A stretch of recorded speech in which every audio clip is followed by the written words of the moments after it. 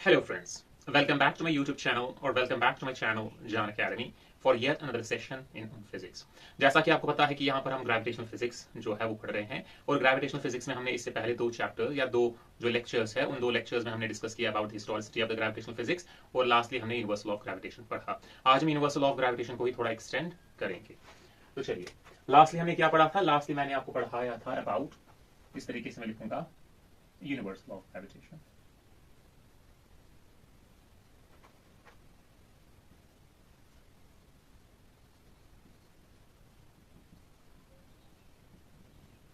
तो universal of gravitation में मैंने आपको बताया था कि व्हाट इट इज, और उसके दौरान we also discussed with you what is the mathematical formulation of the universal of gravitation. हमने इस तरीके से कहा था कि सपोज आपके पास अगर दो बॉडीज है, दो ऑब्जेक्ट्स है, एक ऑब्जेक्ट है जिसका मास m1 है और दूसरा ऑब्जेक्ट है इसका मास m2 है, और इनके बीच में कुछ डिस्टेंस है, suppose they are separated by distance r।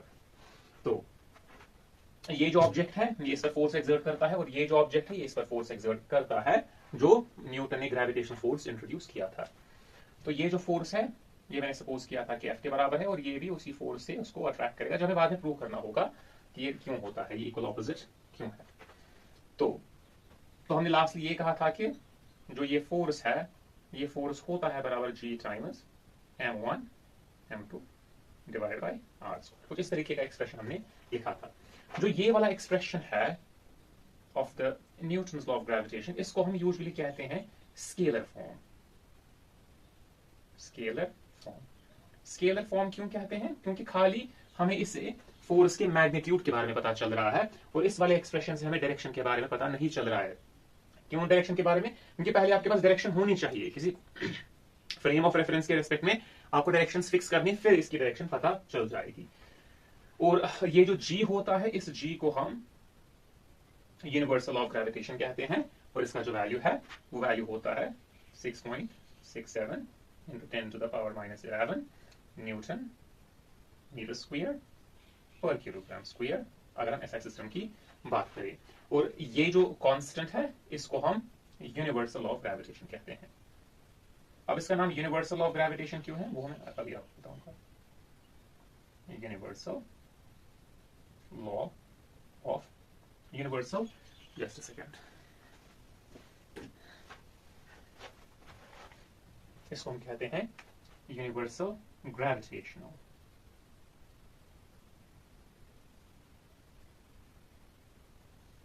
Constant. तो ये कुछ एक्सप्रेशन कुछ इस तरीके से आ रहा है। तो पहले हम यही जान लेते हैं कि यूनिवर्सल ग्रेविटेशन कांस्टेंट मतलब इसका जो वैल्यू है, ये जो ये मॉडर्न वैल्यू है, ये हमें कहां से पता चलता है। पहले इसके बारे में थोड़ी सी जानकारी जो है वो पढ़ लेते हैं। जो G होता है, G जो है इसको जैसा कि मैंने यहां पर लिखा, इसको यूनिवर्सल ग्रेविटेशन कांस्टेंट कहा जाता है। तो G के नाम में दो चीजें आ रही है। ये जो G है, G एक तो है प्रोपोर्शनैलिटी कांस्टेंट, प्रोपोर्शनैलिटी कांस्टेंट, और ये चीज आपने देखी भी कि यूनिवर्सल, जब हम यूनिवर्सल लॉ ऑफ ग्रेविटेशन पढ़ते हैं तो मैं ये कहता हूं कि जो फोर्स है ये डायरेक्टली प्रोपोर्शनल है to the product of masses and inversely proportional है to the square of distance between them. फिर मैं जो प्रोपोर्शनैलिटी है उसको हटाता हूं और G को लगाता हूं, तो G क्या है? ये प्रोपोर्शनैलिटी कांस्टेंट है।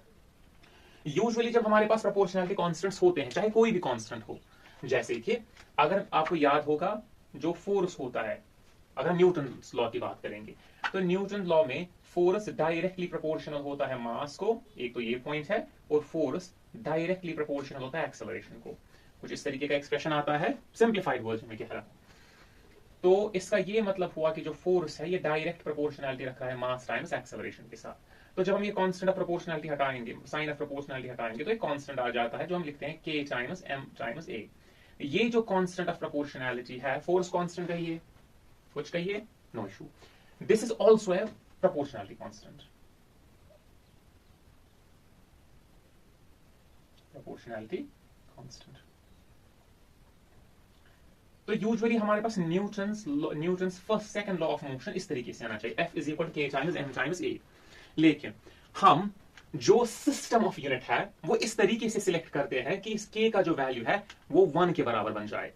तो पहला पॉइंट क्या है? कोई भी प्रोपोर्शनैलिटी कांस्टेंट हो, चाहे G हो, चाहे के हो, कोई भी कांस्टेंट ऑफ प्रोपोर्शनैलिटी अगर होगा, उसका जो वैल्यू है वो डिपेंड करता है किस पर, कि आपने कौन सा सिस्टम अडॉप्ट किया है। सपोज अगर मैं सीजे सिस्टम लूंगा तो वैल्यू चेंज हो सकता है, कोई और सिस्टम लूंगा वैल्यू चेंज होगा, इस तरीके से। तो पहला पॉइंट क्या है कि जी का जो वैल्यू होगा ये किस पे डिपेंड करेगा, या किसी भी प्रोपोर्शनैलिटी कांस्टेंट का जो वैल्यू है वो डिपेंड करता है किस पर, वो डिपेंड करता है कि सिस्टम ऑफ यूनिट्स पर। System of unit is chosen, कि आपने कौन सा सिस्टम ऑफ यूनिट चुना है, इस पर डिपेंड करेगा। ये तो हो गया पहला पॉइंट। दूसरा पॉइंट क्या है, ये जो कांस्टेंट ऑफ प्रोपोर्शनैलिटी है ये इसके अलावा डिपेंड करता है किस पर, मतलब there can be the scenarios where it depends on the bodies itself, या जो मीडियम होता है बिटवीन द बॉडीज उस पर ही डिपेंड कर सकता है। तो दूसरी पॉसिबिलिटी क्या है, दूसरी पॉसिबिलिटी है कि ये जो कांस्टेंट ऑफ प्रोपोर्शनैलिटी है मीडियम पे डिपेंड करेगा।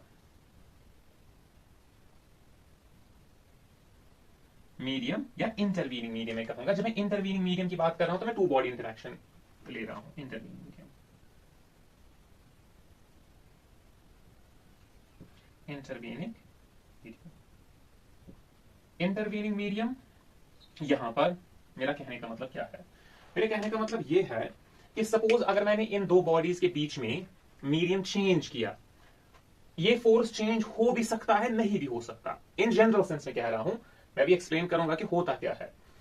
फोर्स चेंज मतलब there can be the scenarios कि ये फोर्स चेंज होगा, और एक्चुअली क्या होता है वो हम देख लेते हैं, और नहीं भी हो सकता, बोथ पॉसिबिलिटीज आर अवेलेबल। तो क्योंकि हमारे पास ऐसे फोर्सेस भी है, इंटरैक्टिंग फोर्सेस भी है, जो एक सिस्टम पे डिपेंड करते ही करते हैं, क्योंकि प्रोपोर्शनैलिटी कांस्टेंट वैल्यू तो सिस्टम पे डिपेंड करेगा। दूसरा वो इंटरवीनिंग मीडियम पर भी डिपेंड करते हैं, आपने मीडियम चेंज किया तो वैल्यू चेंज हो जाता है फोर्स का।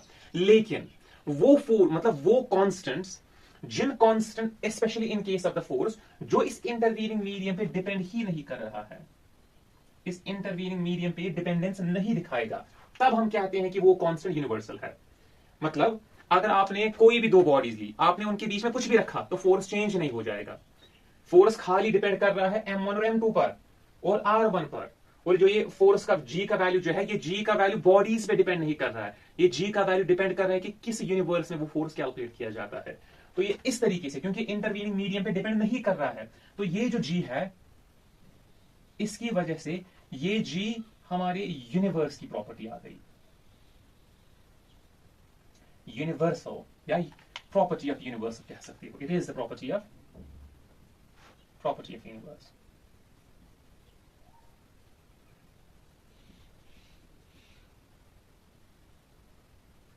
तो ये तो था पहला चीज कि इस G को यूनिवर्सल ग्रेविटेशन कांस्टेंट क्यों कहते हैं, क्योंकि हमारी यूनिवर्स में G का वैल्यू एक ही रहेगा, G का वैल्यू चेंज नहीं होगा। If there is multiverse, so from different universes the value of the G might change and the strength of the force might change. So this was the first point कि G proportionality constant है, system of unit पे तो depend करेगा, लेकिन intervening medium पे depend नहीं करता है, it does not depend on the intervening medium.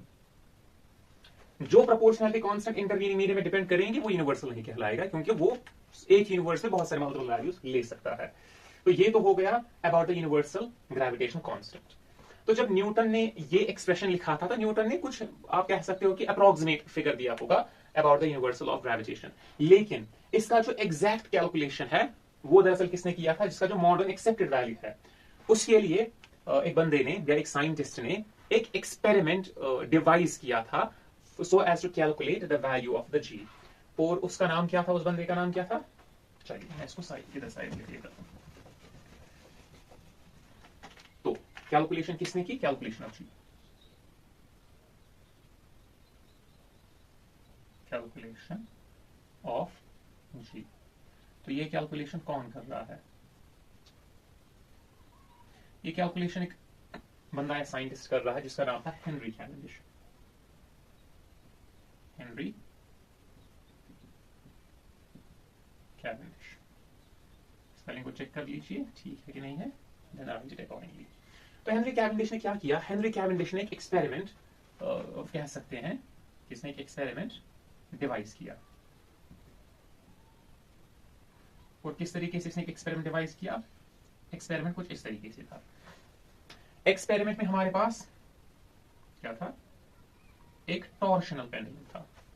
Torsional pendulum का मतलब है कि हमारे पास एक स्ट्रिंग है और स्ट्रिंग पर हमने एक बहुत लंबी सी बीम इस तरीके से रखी है, ठीक, और हमने ये चाहा कि जो स्ट्रिंग है, स्ट्रिंग और ये जो बीम है यदि स्टेशनरी है, ये जो स्ट्रिंग है इस स्ट्रिंग का हमें रेस्टोरिंग कांस्टेंट जो है कि कितना रेस्टोरिंग टॉर्क जनरेट करता है वो हमें पता है।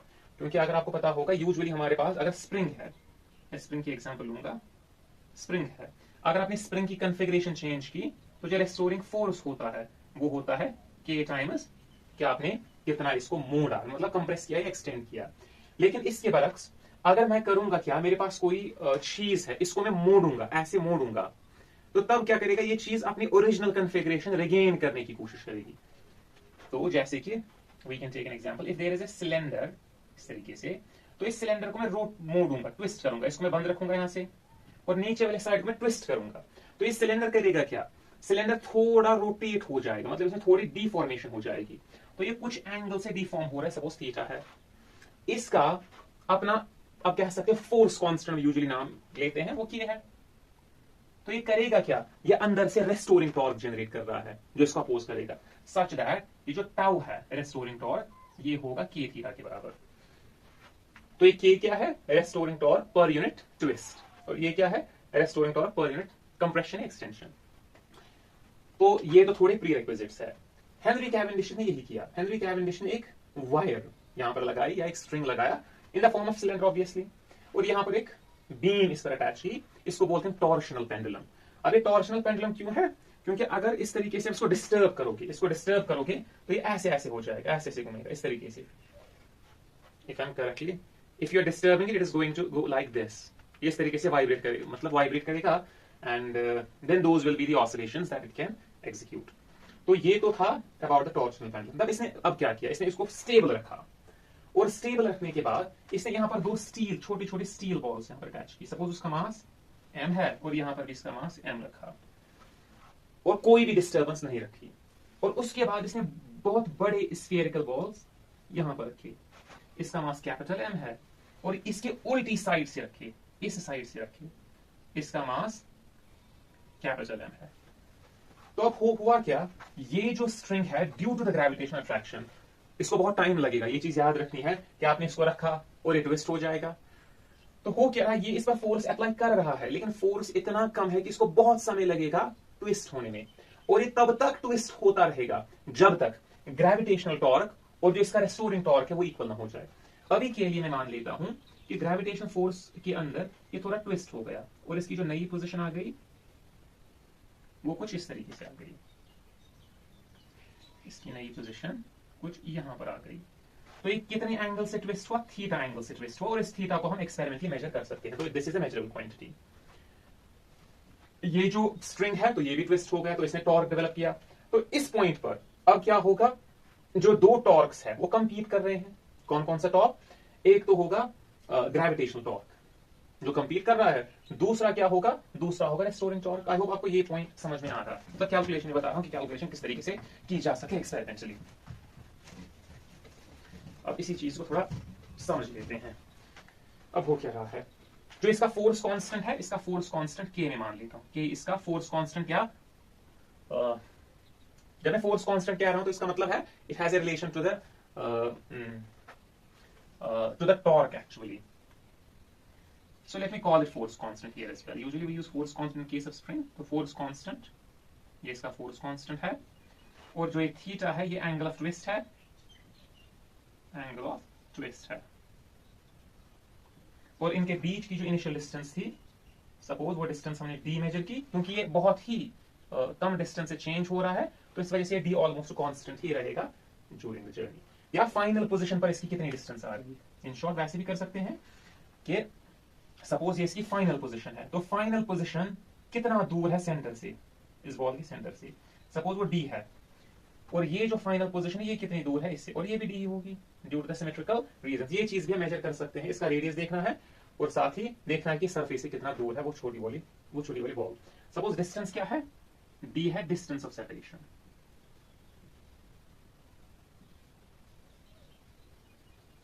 Distance of separation. तो अब हम देखेंगे कि ग्रेविटेशन टॉर्क कितना है।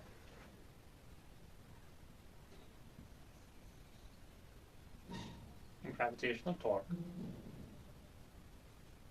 is, उसको मैं लिखूंगा टाउ जी। टाउ जी का मतलब ग्रेविटेशनल टॉर्क। तो जहां तक अगर आपने रोटेशनल मैकेनिक्स अगर आपको थोड़ा याद होगा, तो ये बन क्या रहा है, ये कपल बन रहा है, क्योंकि यहां से इसको ये इस तरीके से फोर्स एक्सर्ट कर रहा है, इस तरीके से खींच रहा है, और यहां से इस तरीके से इसको खींच रहा है। सो ये दोनों क्या बना रहे हैं, कपल बना रहे हैं। और कपल की वजह से कितना टॉर्क होता है वो कैसे वैल्यूएट करते हैं कि फोर्स कितना है, एक फोर्स आपको लेना है और फिर इन दो फोर्सेस के बीच की डिस्टेंस ऑफ सेपरेशन लेनी है। इस बीम की जो लेंथ है वो मैं एल कंसिडर कर रहा हूं। ये जो एल है, it is a length of the beam, L is length of beam. तो ये टाउ जी किसके बराबर आएगा, टाउ जी आएगा बराबर फोर्स कितना है और बीम की लेंथ कितनी है, L. That is how we evaluate. लेकिन हमें तो पता है कि एफ जी किसके बराबर है, तो टाउ जी किसके बराबर आ जाएगा, टाउ जी आ जाएगा बराबर, ये तो आएगा जी कैपिटल एम। स्टील बॉल का मास कितना है, स्मॉल छोटे वाले बॉल का मास कितना है, और डिस्टेंस ऑफ सेपरेशन कितनी है, डी स्क्वायर इनटू एल। इस तरीके से आएगा। सो ये एक्सप्रेशन आता है ग्रेविटेशन टॉर्क का। अब हम देखेंगे रेस्टोरिंग टॉर्क कितना डेवलप हो रहा है। Restoring torque due to twisting, restoring torque due to twisting is, वो तो ऑब्वियस है कि रेस्टोरिंग टॉर्क होगा बराबर कि फोर्स कांस्टेंट या टॉर्शनल कांस्टेंट कितना है, टाइम्स थीटा। तो ये दूसरी इक्वेशन आ रही है। अब देखिए, क्योंकि ये सिस्टम इक्विलिब्रियम में है, तो इसका मतलब जो ये दोनों टॉर्क्स होंगे, क्योंकि ये इसको ऐसे घुमाने की कोशिश कर रहा है, वो उसको ऐसे घुमाने की कोशिश कर रहा है, तो because the system is in the equilibrium, तो ये दोनों टॉर्क्स इक्वल होंगे। तो उस वाले सिनेरियो में these calculations and measurements are something that Henry Cavendish did for evaluating this G। और आज हम लेबोरेटरीज में, दो ये जो लेबोरेटरीज है, ये जो एक्सपेरिमेंट है, ये रेप्लिकेट करना थोड़ा मुश्किल है, क्योंकि ये बहुत ही फोर्स चूंकि वीक है, तो इस वजह से ये नोटिस करने के लिए आपको बहुत ही सेंसिटिव मटेरियल्स, सेंसिटिव इंस्ट्रूमेंट्स होने चाहिए। थीटा मेजर हम कर सकते हैं with help of the lasers. यहाँ पर लेजर अटैच करना है और फिर वहां पर एक स्क्रीन पर देखना है कि लेजर कितना ट्विस्ट हुआ है, अपनी जगह से कितना होता है, तो एंगल वहां से कैलकुलेट कर सकते हैं। तो एट इक्विलिब्रियम में लिखूंगा, at equilibrium, at equilibrium we have, और ये कौन सा इक्विलिब्रियम है, एक तरीके से रोटेशन इक्विलिब्रियम के लिए।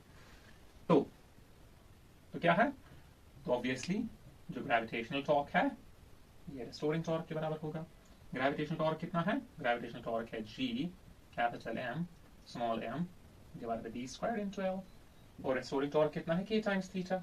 पहले देखिए यहाँ पर हम क्या क्या चीजें इवैल्यूएट कर सकते हैं, एम भी मेजर कर सकते हैं, स्मॉल एम भी मेजर कर सकते हैं, डी भी मेजर कर सकते हैं, एल भी मेजर कर सकते हैं, के भी और थीटा भी। तो इस तरीके से हम बाकी सभी चीजों को अंदर शिफ्ट करेंगे, तो जी का वैल्यू इवैल्यूएट करेंगे। तो ये के थीटा यहां पर आ जाएगा इनटू, यहां पर डी स्क्वायर आ रहा है डिवाइडेड बाय, यहां पर एम एम एल आ जाएगा। इस तरीके से कुछ एक्सप्रेशन आ रहा है। तो ये जो एक्सप्रेशन है, इसी एक्सप्रेशन के थ्रू हेनरी कैवेंडिश ने जी का वैल्यू कैलकुलेट किया।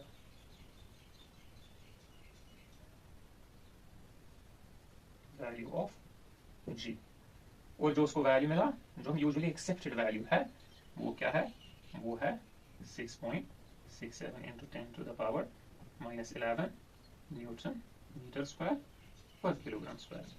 और ये चीज याद रखनी है कि यूनिवर्सल ग्रेविटेशन कांस्टेंट न्यूटन ने तो इंट्रोड्यूस किया था, लेकिन इसका जो वैल्यू एग्जैक्ट वैल्यू है वो न्यूटन ने नहीं दिया था, उसने खाली वैल्यू दिया था, या अप्रोक्सीमेट वैल्यू दिया होगा, but not the exact value was evaluated through the calculation. ये तो था कुछ जो आपको पता होना चाहिए about the universal law of gravitation.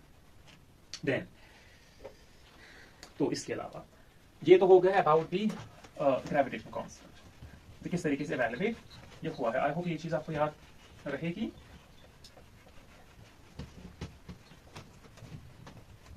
Just a second, let me erase the board completely and resume lecture. तो हम बात किसकी कर रहे थे, तो मैं आपको इनिशियली में कह रहा था about the universal of gravitation और scalar form of the universal of gravitation. अब हम वेक्टर फॉर्म की तरफ आते हैं और किस तरीके से जो यूनिवर्सल ऑफ ग्रेविटेशन है ये न्यूटन्स लॉ ऑफ मोशन को ओबे करता है। इस तरीके से लिखूंगा मैं, vector form of universal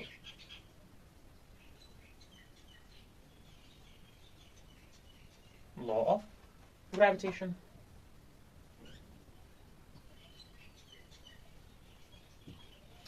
और जहां तक वेक्टर फॉर्म का सवाल है तो आपको करना क्या पड़ेगा, आपको कुछ इस तरीके का एक्सप्रेशन लेना पड़ेगा। तो पहले ही आपको एक कोऑर्डिनेट सिस्टम बनाना होगा अपनी जगह।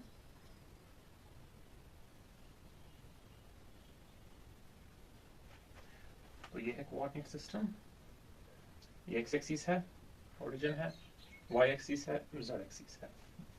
नेक्स्ट पॉइंट क्या है, जो एक्स एक्सिस के अलोंग यूनिट वेक्टर होता है आई कैप होता है, वाई एक्सिस के अलोंग यूनिट वेक्टर होता है जे कैप होता है, जेड एक्सिस के अलोंग यूनिट वेक्टर होता है के कैप होता है। That is what it is. उसके बाद आपको दो मासेस लेने हैं। सपोज यहां पर एक मास है, यूजुअली हम सेंटर पर भी ले सकते हैं लेकिन अभी मैं इसको दूर ले लूंगा। और यहां पर आपको दूसरा मास लेना है। सपोज इसका मास क्या है m1 है, इसका मास क्या है m2 है। जो इसका पोजीशन वेक्टर है वो पोजीशन वेक्टर r1 है, जो इसका पोजीशन वेक्टर है वो पोजीशन वेक्टर r2 है। जब मैं डिस्प्लेसमेंट वेक्टर की बात करूंगा फ्रॉम दिस टू दिस, तो ये डिस्प्लेसमेंट वेक्टर है क्योंकि ये 1 से 2 की तरफ जा रहा है तो इसको मैं लिखूंगा r12। ये डिस्प्लेसमेंट वेक्टर होगा फ्रॉम 1 to 2। लेकिन अगर मैं उल्टी डायरेक्शन में जाऊंगा सपोज इस डायरेक्शन में, तो ये भी तो डिस्प्लेसमेंट वेक्टर है लेकिन इस डिस्प्लेसमेंट वेक्टर को r21 में कहूंगा फ्रॉम 2 to 1। तो इस तरीके से आपके पास ये सिस्टम आ रहा है। तो यहां पर हम इवैल्यूएट क्या करेंगे, पहले देखेंगे कि फोर्स क्या है। जो ये है, जो ये ऑब्जेक्ट m1 है, ये ऑब्जेक्ट m2 को अट्रैक्ट करेगा इस डायरेक्शन में, इस तरीके से अट्रैक्ट करेगा इसको। तो ये जो फोर्स है इसको कहूंगा मैं force on second due to first, force on second due to first. Just a second, force on second due to first and from 2 to 1, from 2 to 1। चलिए हम वैसे ले लेते हैं। उसी तरीके से ये जो है ये इस डायरेक्शन में आएगा, जो फोर्स एक्सर्ट कर रहा है सेकंड ऑन द फर्स्ट, जाएगा force on first due to second. ये जो r12 है 21 है, समटाइम्स इसको हम r21 भी लिख सकते हैं। मतलब ये r की जो नोटेशन है यूजुअली फाइनल माइनस इनिशियल करके लिखते हैं। फाइनल मीन से किधर जा रहा है, इनिशियल मीन से कहां से आ रहा है। चलिए हम इसको वैसे लिख लेते हैं फाइनल माइनस इनिशियल की शक्ल में, थोड़ा ये सिस्टमेटाइज हो जाएगा। तो ये इनिशियली था m2 पर, फाइनली है m1 पर, तो ये 1 2 हो जाएगा और ये 2 1 आ जाएगा। 2 टुवर्ड्स 2 लेकिन स्टार्टिंग फ्रॉम 1, इस तरीके से इसको लिख सकते हो। तो क्लियरली मैं कहूंगा by Newton's law of gravitation, by Newton's law of gravitation.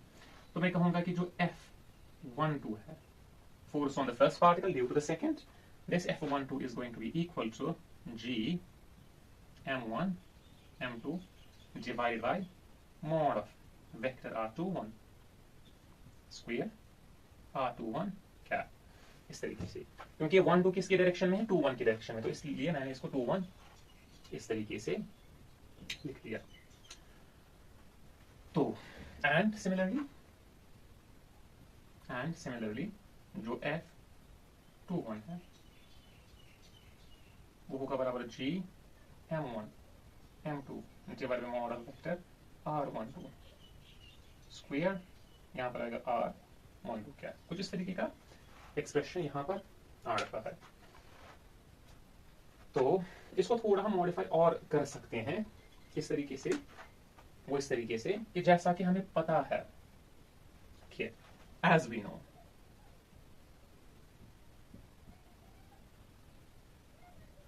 that, हमें पता क्या है, हमें ये चीज पता है कि जो r12 कैप होता है, ये वाला मैं कह रहा हूं, ये होता है बराबर vector r12 divided by mod of vector r12, इस तरीके से।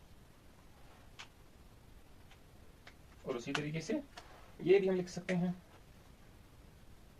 एंड जो वेक्टर r21 है, मतलब r21 कैप है, ये होगा बराबर r21 vector divide by mod of r21 इस तरीके से। अगर हम यही चीज ऊपर डाल देंगे तो ये जो इक्वेशन है ये कुछ इस तरीके से ट्रांसफॉर्म हो जाएगी, g m1 m2 divided bye, यहां पर आएगा r वेक्टर 21 क्यूब, क्योंकि नीचे क्यूब आ गया तो यहां पर r कैप नहीं रहेगा क्योंकि ऊपर वेक्टर r21 आ जाएगा। तो यूजुअली ये हमारी वेक्टर फॉर्म होती है न्यूटन लॉ ऑफ ग्रेविटेशन की। This is one particular thing. And इसको सिमिलरली अगर इस पर भी एक्सटेंड करेंगे तो यहाँ पर g m1 m2 divided by mod of vector r12 cube आ जाएगा और यहाँ पर वेक्टर r12 आ जाएगा। तो ये भी इसकी फॉर्म आ रही है। That is the expression, or that is the vector form of the Newton's universal law of gravitation. इसको और मॉडिफाई कर सकते हैं, इनको आप ध्यान में रखोगे। इसको मैं इरेज कर रहा हूं।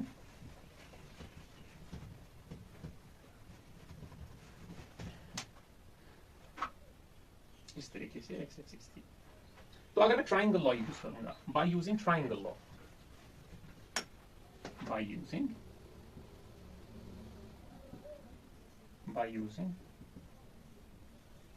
triangle law, तो मैं दिखा क्या सकता हूं। अगर मैं ट्राइंगल लॉ यूज करूंगा तो मैं पहले ये वाला ट्राइंगल उठा रहा हूं, यहां से फिर यहां इस तरीके से मैं जा रहा हूं, तो ये और ये इसकी डायरेक्शन एक जैसी है तो ये इसके बराबर होगा। अगर मैं ट्राइंगल लॉ, ये रिजल्टेंट है इन दो का, तो मैं कहूंगा कि जो वेक्टर r1 है प्लस जो वेक्टर r21 है ये होता है बराबर वेक्टर r2 के। ट्राइंगल लॉ से मुझे पता चल रहा है this plus this is equal to this, तो यहां पर वेक्टर r12 मुझे पता चल रहा है किसके बराबर है, ये है vector r2 minus vector r1। तो डिस्प्लेसमेंट वेक्टर मुझे यहां से पता चल रहा है। एंड सिमिलरली अगर मैंने बाहर वाला ट्राइंगल लिया इस तरीके से, ये वाला लिया और उसके बाद मैंने ये वाला वेक्टर लिया ऊपर वाला, मतलब ये 1 2 लिया, तो this plus this is equal to r1, तो मैं कहूंगा vector r2 plus vector r12 क्या है बराबर वेक्टर r1 के। तो इसको उधर शिफ्ट करेंगे,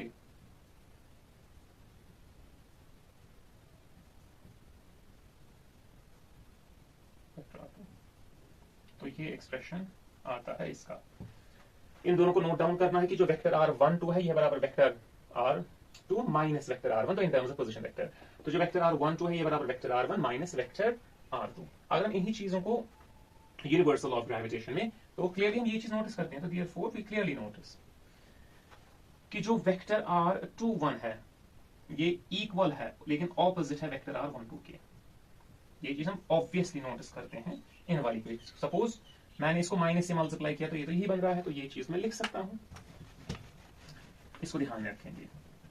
तो अगर पीछे वाला आपने नोट डाउन किया होगा तो वेक्टर f12 किसके बराबर था, वो था g m1 m2 divided by mod of vector 21 cube, और यहां पर था मॉड ऑफ 21 वेक्टर। अब जो हमें पीछे निकाला कि 12 किसके बराबर होता है वही यहां पर सब्स्टिट्यूट कर लेते हैं, तो f किसके बराबर आ जाएगा f12, ये आ जाएगा बराबर g m1 m2 divided by mod of यहां पर vector r2 minus vector r1 cube, और यहां पर ब्रैकेट ओपन करेंगे जाएगा vector r minus vector r1। इस तरीके से एक्सप्रेशन आता है। And similarly